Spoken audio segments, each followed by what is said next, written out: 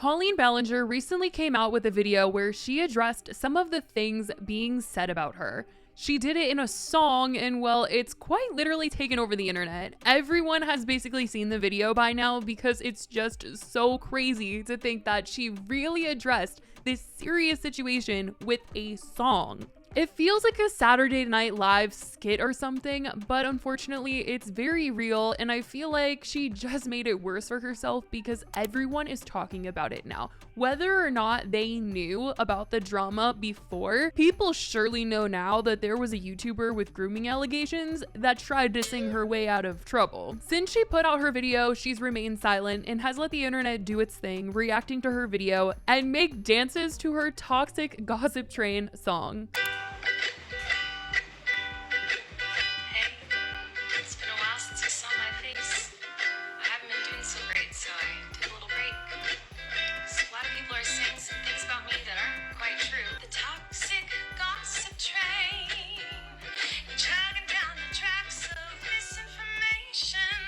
I literally can't get the song out of my head. Like every time I open up an app, it just starts playing and Toxic Gossip Train is stuck in here for the next week, I promise. But even Tana is calling her out for this apology video, which if Tana's saying something, then you know it's bad. Gossip train. For my past, his rumors look like there is no way that is a real video.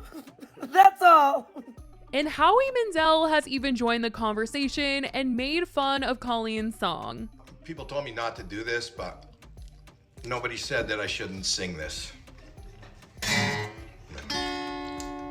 A little while back, I accidentally posted a prolapse and didn't know what it was. Let's get on the train.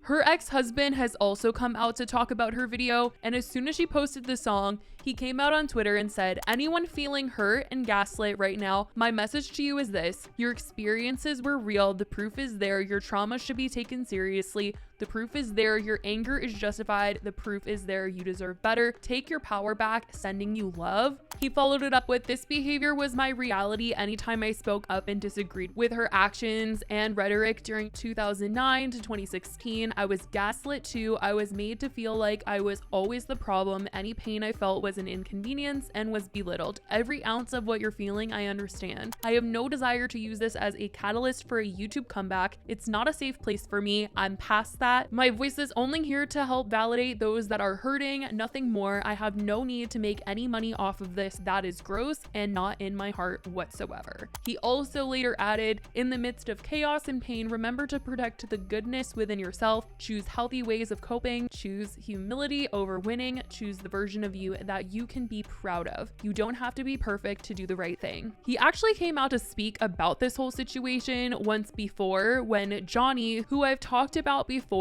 he was the one that spoke out about his experience working with Colleen during her tour. He worked with her on the Miranda Sings bus tour in 2018, and he said that he was bullied daily amongst other things. The tour experience sounded like a total nightmare, and Johnny is removed from that now. He said it took him a while to really see it for what it was because he did look up to Colleen and everyone for so long, and he thought that he had made genuine friendships with her and a lot of other people on the tour. But looking back now, it just didn't feel like that was the case. And when he came out to talk about this, he also had made a video talking about Josh, who's Colleen's ex-husband, and he detailed how Colleen wasn't the only one who had close friendships with fans. And back when he was a teenager, before he ever worked for Colleen and he was just a fan, him and Josh often talked, and he felt like he was a literal family member. Since Johnny had been tweeting his experience knowing Colleen and her ex-husband, Josh ended up messaging him saying that he's sorry that he befriended him, amongst a bunch of other things. But one of the things that he did say in there was that Johnny did not know boundaries back then. Josh had said that it was his fault for not letting Johnny know certain things,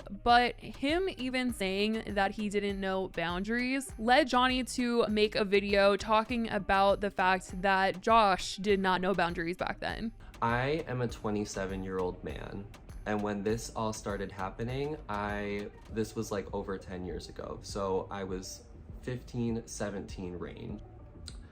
But when I had finally met you guys in New York,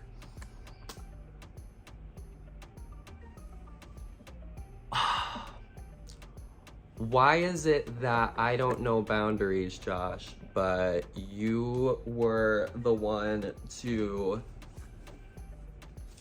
sign this crown with Colleen and Miranda, and then you not only signed it, but you continued to open it up and write in it, and when I opened it,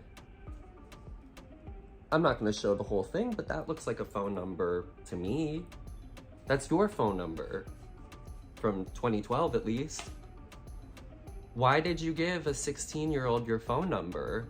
He goes on to say that the phone number was only the beginning of things, and he ended up getting invited to shows, he got invited to do little YouTube collabs, and Josh told him that he was like a brother to him. He also ran an account for Josh, much like how Adam was asked to run the Miranda account. He said that he stopped hearing from Josh during his divorce with Colleen, and that Josh had basically ghosted him. And like I said, Josh did message him privately to acknowledge all of this from the past, admitting it was not okay to befriend him. And he also made a public statement where he said, "Johnny, I'm doing this publicly to remain transparent. I owe you an apology. You were young when I thought I could mentor you in a positive way.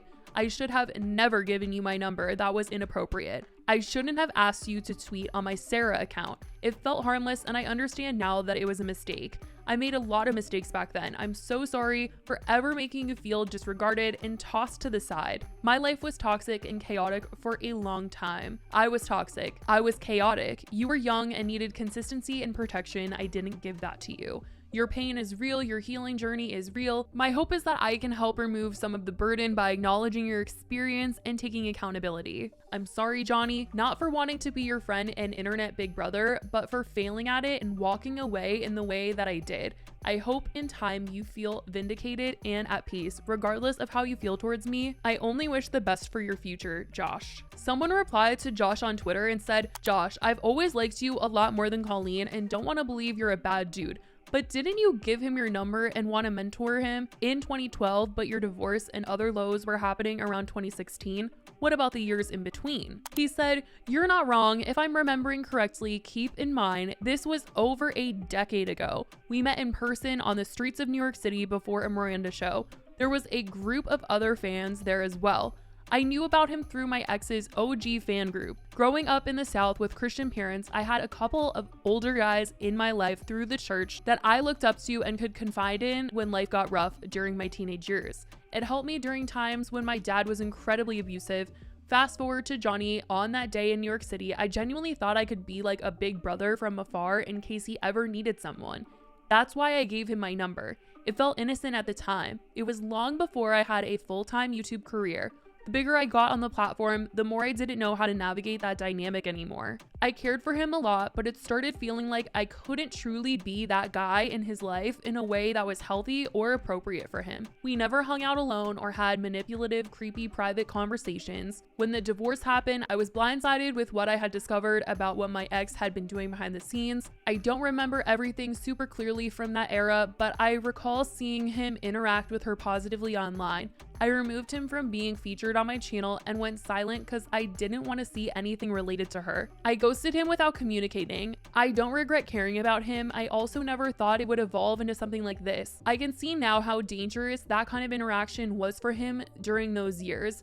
It might have felt innocent to me, but it doesn't excuse anything. It was inappropriate and ignorant of me to foster that dynamic. To this day, knowing he feels so angry and hurt by me is a hard truth to face. Never once did I want to abuse his trust or feelings. I'll always care about him regardless of my mistakes. His feelings and opinions are valid, and I genuinely hope this doesn't deflect from that. I felt like it needed a little more context. Forgive me if this explanation is tone deaf or too much. Still trying to understand and comprehend how to handle all of this now that the truth about everything surrounding her is coming to light. This will be the last time I speak publicly about Johnny. He deserves the space to do what he feels is best for him without me chiming in. His closure and healing journey is what should be focused on. Thank you for listening to my long-winded response. I'll leave it at that. Have a great weekend, Josh. This whole situation is just such a mess, and it sounds like literally everyone in Colleen's circle has had some sort of weird friendship with fans. I truly don't know if she could ever really even come back to the internet and vlog like she once was, the way the whole internet is clowning her right now. But as of right now, that is what is going on in Colleen's world. I love you guys so much, and I will talk to you in the next video. Bye, guys.